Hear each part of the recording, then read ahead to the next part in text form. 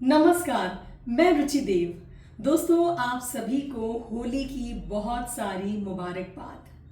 तो चलिए दोस्तों, सुनते हैं आज की ये कहानी। एक मोची की छोटी सी जूते की दुकान थी। ठीक ठाक कमा लेता था। छोटा सा उसका घर था जिसमें कि थोड़ा बहुत ही सामान था, लेकिन वो अपनी ज़िंदगी में पूरी तरह से संतुष्ट था।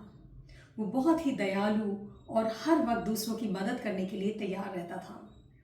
रात में एक दिन सपने में भगवान जी आए और कहने लगे कि कल सुबह मैं तुम्हारी दुकान पर आऊँगा। अब ये सुनकर मोची बहुत खुश हो गया। सुबह सुबह उठा, जल्दी से उसने अपनी दुकान की सफाई की, उसे धोया, थोड़ा बहुत दूध और चाय पत्ती, थोड़े बहुत फल और मिठाई का उसने इंतज़ाम किया। भगवान जी का इंतज़ार करने लगा। बारिश बड़ी तेजी से हो रही थी, बिजली कड़क रही थी। सोचने लगा कि हो सकता है भगवान जी को इस कारण से देर हो गई हो यहाँ आने में। तभी उसकी नज़र रास्ते में एक गरीब आदमी के ऊपर पड़ी जो कि बारिश में पूरी तरह से भीग गया था और ठंड के मारे वो ठिठुर रहा था। अब ये मोची से रहा नहीं गया। उसने जल्दी से जो दूध वो भगवान जी के लिए लेकर आया था उसमें से थोड़े से दूध से उसने चाय बनाई, उस आदमी को बुलाया और उससे कहा कि जब तक बारिश रुक नहीं जाए तब तक तुम मेरी दुकान के शेड के नीचे ही इंतज़ार करो। अब धीरे धीरे दोपहर भी हो गई। तभी एक औरत अपने बच्चे को लेकर के आई और कहने लगी कि भैया आपके पास दूध है क्या, क्योंकि मेरा बच्चा तो सुबह से भूखा प्यासा है और आज बारिश के कारण सभी दुकानें बंद हैं। अब मोची से रहा नहीं गया। उसने जितना भी दूध था उसने सारा दूध उसे दे दिया। वो भगवान जी का इंतज़ार करने लगा और सोचने लगा कि भगवान जी अभी तक आए क्यों नहीं। तभी एक बूढ़ा आदमी चल करके उनकी तरफ, उसकी दुकान की तरफ आने लगा, जो कि बहुत ही कमज़ोर दिखाई दे रहा था।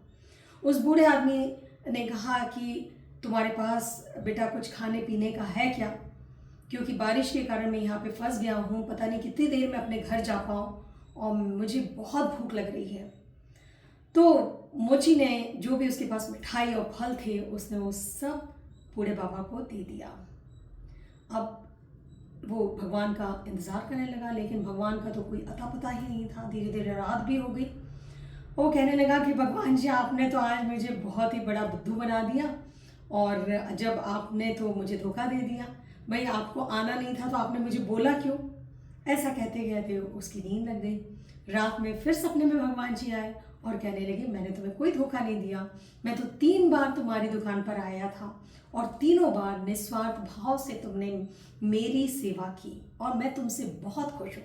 तो सच है दोस्तों, ईश्वर हर जगह हर रूप में है और जब हम निस्वार्थ भाव से किसी की मदद करते हैं तो वही असली पूजा होती है, वही सच्ची पूजा होती है। जब हम बिना किसी आशा के दूसरों की मदद करते हैं तो ईश्वर भी किसी न किसी रूप में हमारी मदद अवश्य करते हैं। कभी कभी ऐसा होता है कि हम सोचने लग जाते हैं कि अरे हम तो सब कुछ अच्छा कर रहे हैं, हम किसी का बुरा करते ही नहीं, हम हमेशा दूसरों की मदद करते हैं, लेकिन फिर भी हमारे साथ कुछ अच्छा क्यों नहीं हो रहा है। तो दोस्तों, आप धैर्य रखिए, धीरज रखिए, विश्वास रखिए, उम्मीद कभी मत छोड़िए, क्योंकि वो सब कुछ देख रहा है, बस इंतज़ार है तो सही समय का। तो चलिए दोस्तों, अगले सोमवार शाम 5 बजे हम फिर सुनते हैं एक नई कहानी, एक नई सीख के साथ मेरे चैनल ब्लूम विद रुचि देव पर। तब तक के लिए आप अपना ध्यान रखिए, अपने परिवार का ध्यान रखिए और हाँ दोस्तों, दूसरों के जीवन में दिया जलाना कभी ना भूलें, क्योंकि जो लोग दूसरों के जीवन में उजाला करते हैं उनका जीवन खुद ब खुद रोशनी से जगमगा उठता है। नमस्कार, धन्यवाद।